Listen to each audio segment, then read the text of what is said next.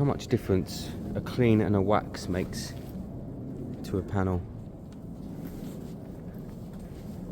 Isn't it nuts? One of my favourite waxes, where is it?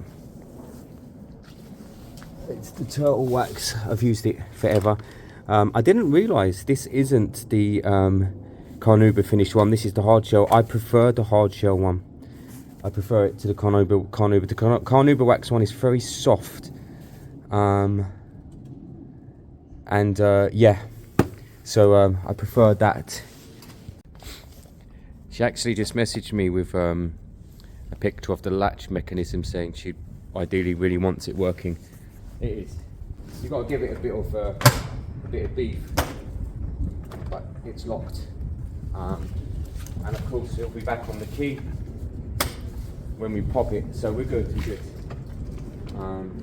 If for any reason it stopped working at any point down the line, then lovely. Then we'll put on a new latch mechanism. There's no issue there at all. No issue at all. I think there's not much more I can do to this bike. I think I'm going to scuff up the exhaust and so yeah, scuff it up. I think, let me see if I've got any black high temp. Hopefully I have. It does need a coat of that, and I'll use newspaper behind. What else? I'm trying to think. I know I was going to fire it up. A part of me has no doubt it will fire up. So the battery's charging. Front panel's not here. It's what day is it? It's bank holiday Monday. It's the 1st today, New Year's Day. There isn't really much more I can do on this. I did want to start it and hear it, but it doesn't matter. We don't need to. I'm sure it will start on the button when it comes to it. So I think it goes aside now for a couple of days. I needed to put the exhaust on the Chinese bike, didn't I? So I needed a bit of gum to do that, to make it work. So let's do that actually while I can. What time is it? 12:30. Okay, we've got a couple of hours.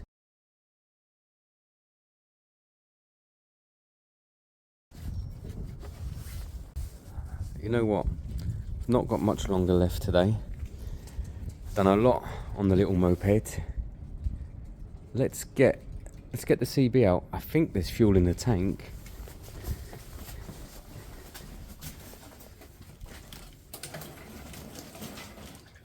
I can hear bits of fuel in there.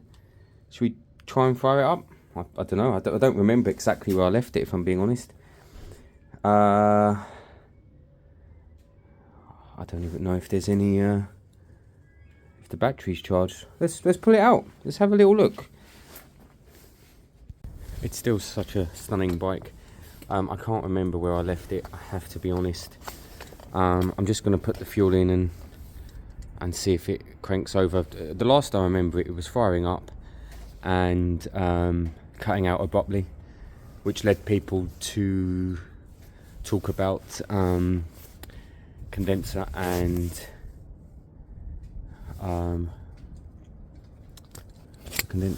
the points.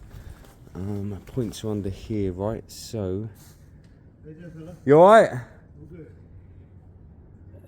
Let me pop the cap off. Let me see if there's, and do you know what, this is what I need to do. All of you pros are out there, and I say that genuinely, and I'm here struggling with points. Let me pop this cap off. You guys can have a look, tell me what you think. Let me move everything out the way. I want to give myself some more space. Let me move the bike back. I'm going to look in there and you guys can talk me through what I need to do next time. Okay, let's look at this together. I don't mind not knowing certain things, guys. I'm a learner. Once I've done something, I learn. So I genuinely don't know what I'm looking at. Now I know that the lobe spins and opens the gap, so my assumption is that's the points there, right? I feel like that's probably correct. That's the point there. And my guess is that when it touches, it sends the spark. Now, is there a second point in here, or is this a single? Is it one spark both sides? I think it is. It's one spark both sides. Now, I don't know. Look, I don't know. any of it. I don't know how you test the gap. I don't know when you test the gap. I don't know if doing this is okay or not. My guess is that I should be spinning the engine by hand and watching it open and close. Apparently you can get a build-up of almost weld on there. These points, actually, they do look quite worn. Let me at least give them a good clean. I say them, this, let me at least give it a good clean, because it does look a little worn. Again, I mean, I don't know what that means or what that looks like. I'd love to know how to adjust it and when to adjust it.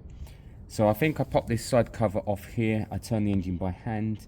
I think at one point they will open up fully, and then I can give them a bit of a clean. Let's have a look at that. That's the best I've got at this stage. Can you see both? I mean, not that it makes a difference, I guess, but let's have a look.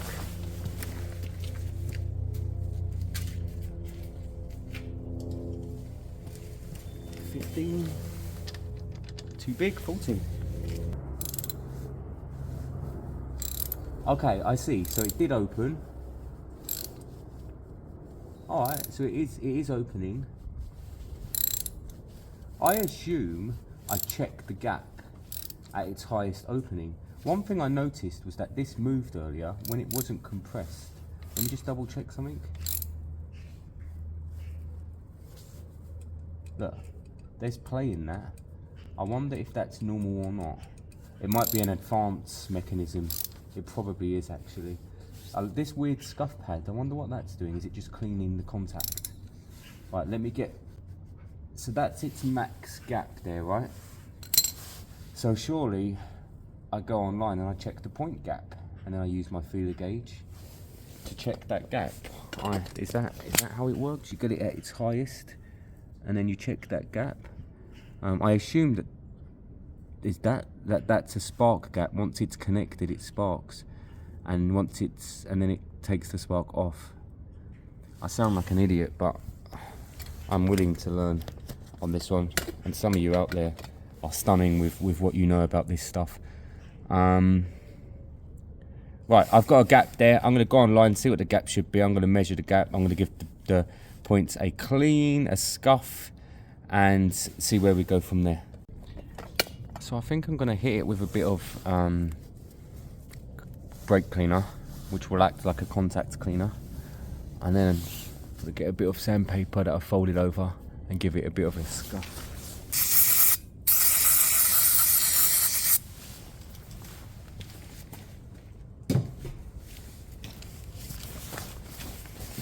And then we're gapped at the moment. Say we're gapped. Is it open? It's very small. I guess I can pull it open, can't I? It's there you go. That's it.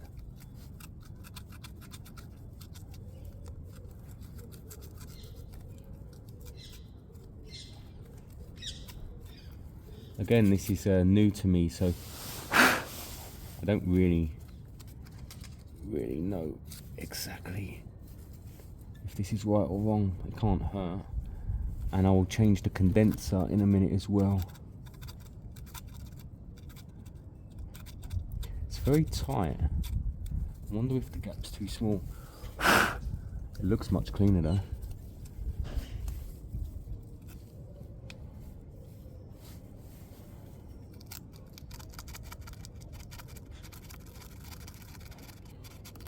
I'm being quite light because you don't want to go too nuts, really.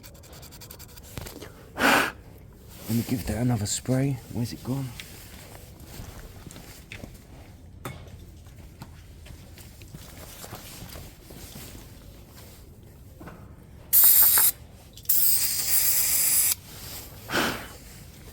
I'm quite happy with the basicness of that. I wonder if I'm meant to move this scuffing pad higher. Maybe. I don't know.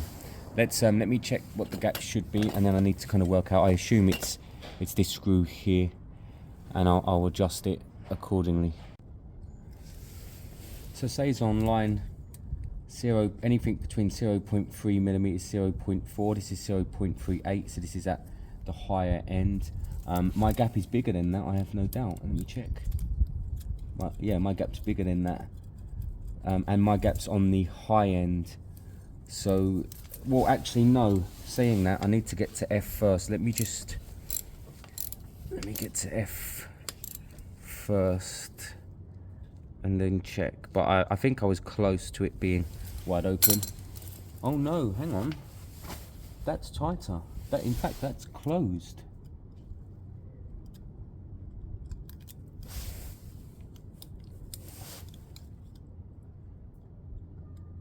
I can just about get that in, actually. So does that seem... That seems about right. I'm surprised about that. I thought you would do it at its most open. I'm going to go full circle back to F. I just want to make sure I've understood this. Alright, here it comes. We're turning in the direction of the arrow, of course.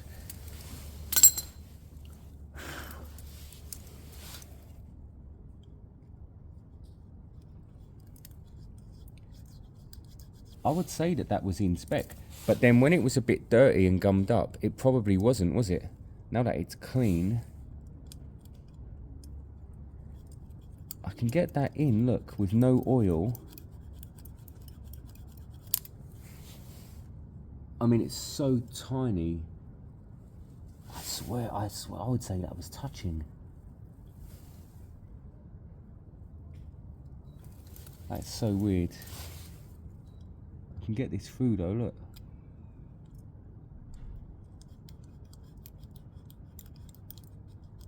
I want to clean it a little more with sandpaper. I want to make sure, because if there's a high spot in the middle, which I feel like there is, that could still be touching.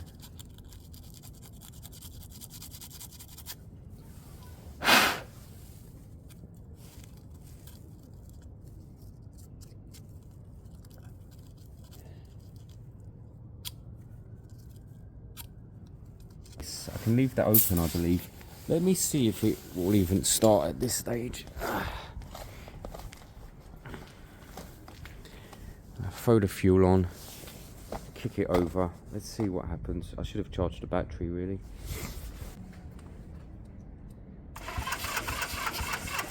That's low on battery.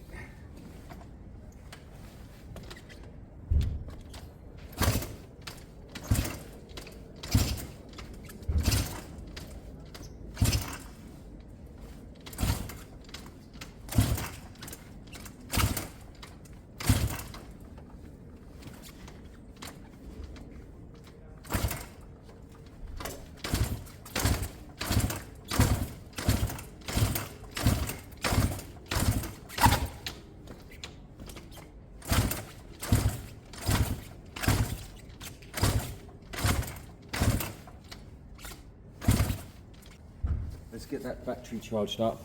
Tomorrow we will see if that's made a difference. I'll also change the condenser. Really, I should change that now, shouldn't I, so that we know it's done.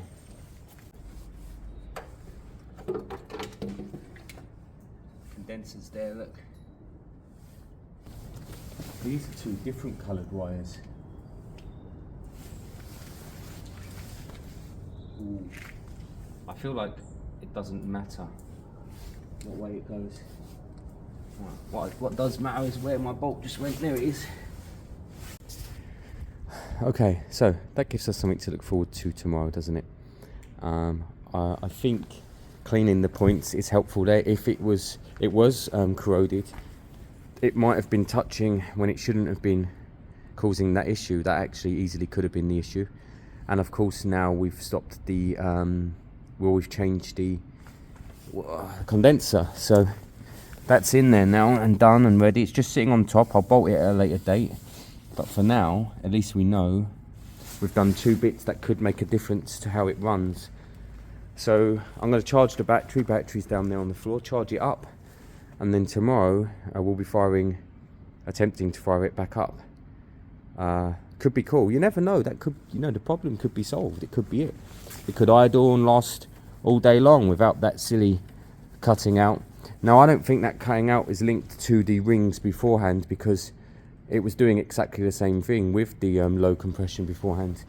The compression's a bit higher now and probably still not worn in. I'll do another compression test. Once it's idling and I can run it a little bit, I'll run it for a couple of weeks, and then I'll do another compression test once the rings are bedded in. I did contact David Silver about knowing someone to rebuild this engine, and I did get a response from a company, but they basically said it's nothing we can do anytime soon. And all I was talking about was sending off the cylinder and wanting it to be bored and new pistons and rings sent with the new bore to fit exactly. And they said, look, it's nothing we can do anytime soon. We have a huge backlog, so you'll be looking at late next year. If a second-hand engine with good compression pops up at any point, I will pick it up. I will collect it, because I do want this bike. I do love this bike. I do want it finished at some point. I mean, even the little front mud guard that I did, so cool. I love it. Love it. I even love seeing the tops of the bolts there. So yeah, fingers crossed it is back up and running. I can't remember who asked me about it. A couple of you have asked me about it recently. Hopefully you're enjoying seeing it back out again. It is a stunning bike, and it should be completed one day. I even love the tiny little rear light at the back, and lack of indicators. It doesn't need them legally, you know.